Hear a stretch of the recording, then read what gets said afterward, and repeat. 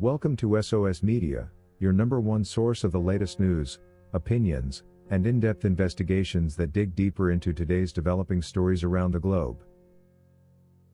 Anyone who has been following R. Kelly's trials closely knows the influence and power of his lead attorney Jennifer Bonjean. In fact, it's clear that Cook County prosecutors only saw no hope of winning the recently dropped charges after they learned that Bonjean was actually the attorney that was meant to represent Kelly in the trial. Initially, R. Kelly's other attorney Steve Goldberg had seemed to take lead in the Cook County charges with Bonjean working in the background, but from the time she took center stage, all efforts of the prosecution seemed futile. It was evident that prosecution's best chance at keeping their pride was a drop of the charges, rather than suffering an embarrassing loss to Bonjean.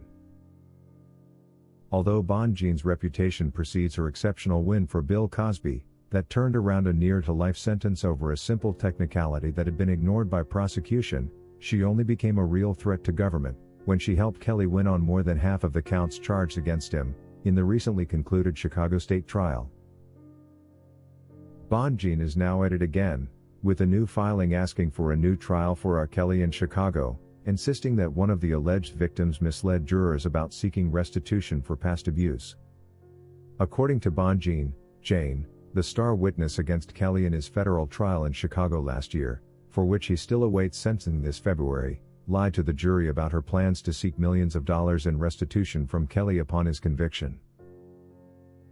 In the detailed 8-page filing addressed to U.S. District Judge Harry Leinenweber, Bonjean explains that Jane falsely denied under oath that she had not made a decision about whether she would be seeking restitution from the R&B king upon his conviction. "You haven't decided whether you're going to seek restitution?" Bonjean asked Jane at trial, to which she responded, "No." Bonjean also argues that by prosecution categorically failing to correct Jane's testimony, well aware that she was being untruthful under oath, they equally misled the jury. Allegedly, even though Jane was aware she would be seeking restitution from Kelly if found guilty, she chose to suggest she was still undecided on the matter. However, the truth according to Bonjean is that Jane had already hired a Boston-based lawyer and a team of experts to present a restitution package to Leinenweber, asking for an enormous $13 million from R. Kelly, should he be found guilty. Attached to the filing is a lawyer's receipt for legal services, showing that he had billed Jane fees to the sum of $55,000 for his services. This in itself is proof that Jane's whole testimony in the trial was fueled by hopes of making a fortune off R. Kelly, and one can never be sure that she didn't have to twist her story here and there to have R. Kelly found guilty.